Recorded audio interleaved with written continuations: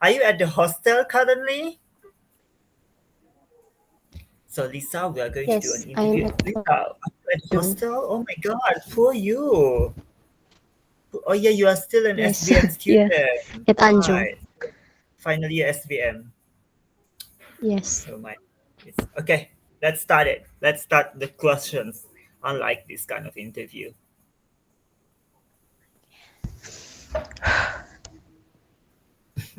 good morning, sir. I am Lysa Mary from Construction Technology, year 2. Um, I'm here because I want to interview about our moral education work, our Oh, PB. thank you. So, so please introduce your name, your yeah, introduce yourself and jawatan. Okay, okay, yeah. Oh my God. So, good afternoon. It's already afternoon. I'm so honored to be selected for this interview, Lisa. I think it's especially for moral education. I don't really consider myself as a person of a moral values that much. But yeah, so I'm Suhajan Idik. I'm an English language teacher. I once taught Lisa, not in a very official way. It was during the pandemic where we have to split classes. And yeah, I teach English. I also handle innovation at the school, at the vocational college, and yeah, I'm currently in Kota Bluit because it's Chinese New Year holiday, so I went back to Kota Bluit to my parents' house. So yeah, is that? I think is that enough? Yes, sir. Okay, Um, so let's we start move it on to with next the first question. question. Okay. Okay.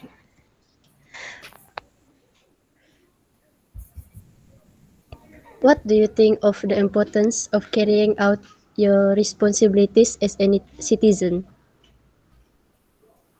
Well, it is extremely important to carry out responsibility as a citizen because we are humans. As humans, we are social creatures. We live in communities. You don't live in a place where it's just you alone all by yourself.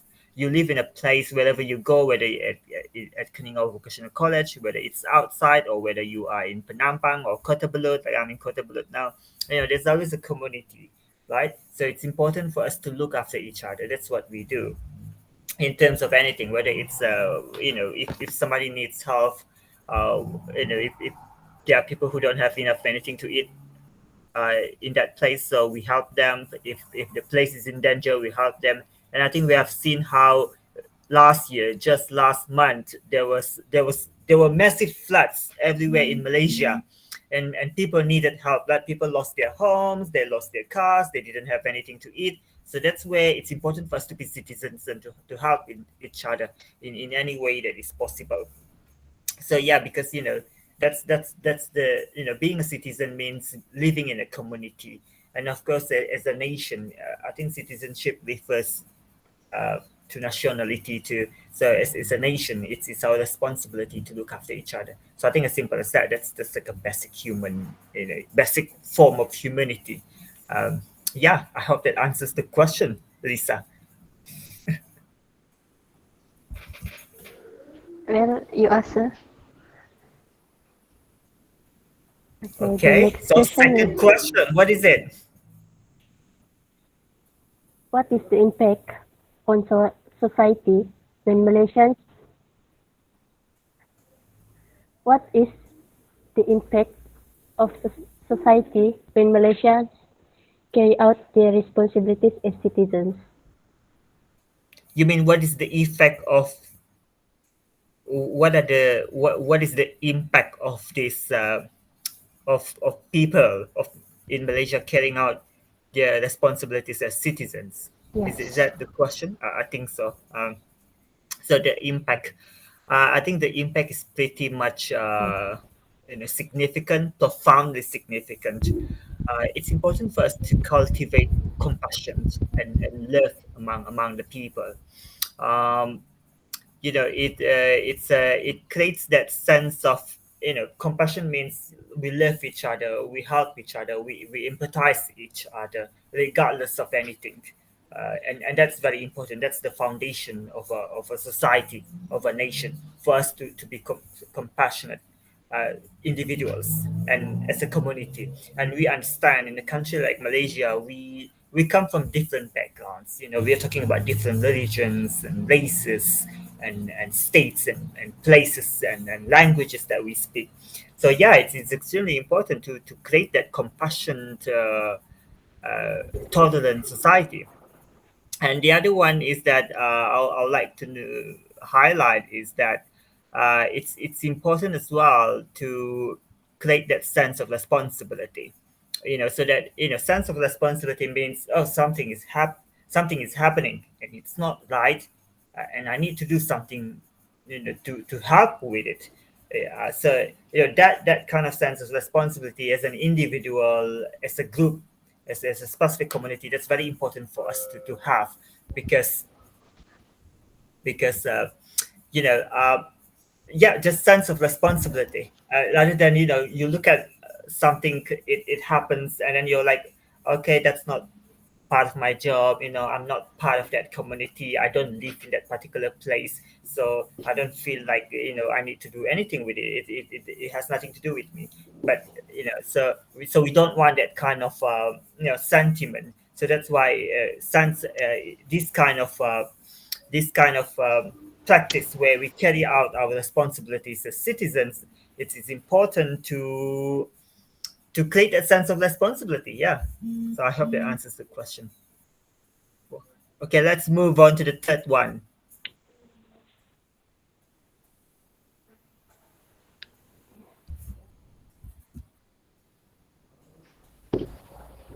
What are the challenges of you in carrying out your responsibilities as a citizen? What are I'm sorry, what are the advantages? Is that your question, Lisa? The Advantages challenge, the challenges. or No, no, the challenges? challenge. Challenges. Yes, What makes it difficult? Yeah, okay. What are the challenges of carrying out our responsibilities? I think the challenges is that there's always this when we carry out responsibilities as citizens, uh, we we are dealing with stigma, or it's public perception. So sometimes I feel like, oh my god, Lisa, I need to help you, but then I'm like thinking, but people might see me and they might find it weird. They might talk about me, and this stigma, it's very difficult. Or maybe in a way that you know stigma, they exist in many forms: genders, religions, races. When people of one race helps another race, when one people helping another gender. For example, like you, Lisa, you see a man, maybe an older man, is in trouble. He maybe he falls down and you feel like you want to help, but then there's this stigma, like, okay, you are a girl, and if people look at you like, wow, why is she, why is she, this little girl, helping this older man? It shouldn't be like that. It should be men helping women. So that kind of stigma, they do exist. And in a country like Malaysia, unfortunately, sometimes the stigma also involves races and religion. So that's just another, and people will think several times before they act out, because of the fear of the consequences of facing such, of dealing with such stigma or misconception. That's one thing. Another one, there are many barriers, like financial barriers, right? So if we see people, in need, like during the pandemic, a lot of people, they lost their jobs, they had nothing to eat, and we would like to help, but at the same time, how are you going to help if like that thing requires financial aspects. Like, you do need money to help other people, and sometimes we ourselves are struggling to make ends meet, and where are we going to get these financial resources? So that's another obstacle to help other people. I think that's all.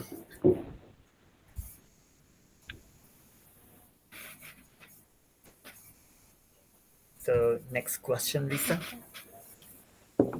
okay, the next question. What are the recommendations of you to produce students who are responsible to our country? You mean what are the things, how to educate people to be more, to to have more, what do you call it, awareness as citizens, or to do good, I believe.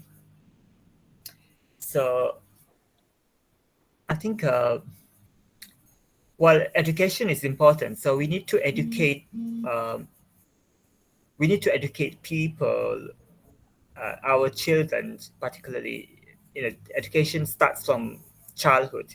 So we need to educate people from as early as when they are children, how to be, to cultivate compassion. So, and I think it's very hard to do it in the classroom. I mean, we can learn all the theories in the classroom, so we just have to take them out to the outside, right? So we can, sometimes helping, it might be a bit challenging for children to help humans, to help adults, but they can, let's say, help animals. You can also help animals. You clean, like cleaning stables, or clean animal centers, uh, helping to feed pets or stray animals, cats and dogs, they're everywhere. So these kind of, what do you call it, real life experience of them being able to help other, I think that will be very significant in creating uh, children who have compassion, who are very compassionate about other people. So that's very important. And I think in terms of socio-emotional health and well-being, socio-emotional state of every children, for us to be able to help other people, we need the, each individual. They need to have this sense of, like healthy mindset and healthy self-esteem. That's, as an individual, that's very important. For you to be able to help other people, you need to feel like you are in that great healthy condition, optimistic, and you know you feel some sort of this sense of positive perception about yourself. That's very extremely important. So that's why we also need to focus on individual health and well-being, which includes socio-emotional states. And I think during the pandemic, it showed how important it is to tack to prioritize socio-emotional health. So I hope that answers the questions, Lisa. Yes. Okay. Last but not least, what is Right there. the advice to students to be accountable to the country? What is my advice? Is that it? My Yes, advice to for people us, your to students, us, to to Lisa. yeah, to be accountable to the country. Well, people always say charity starts from home. So for you to be able to feel like, you are playing a significant part in the nation, in the development of the nation, in the development of society. So sometimes, since you guys are school students, it might be very difficult, it might be a bit challenging to do something outside of school. Yes. So charity starts at home. So you start by helping, people around you, your friends, your family members. So that's extremely important. That's how it starts. So if you have that, if you are able to do that, and in a long run, you will be able to expand your impact or your good deeds outside of the small circle of people that you start, the whatever the good deeds that you like to do.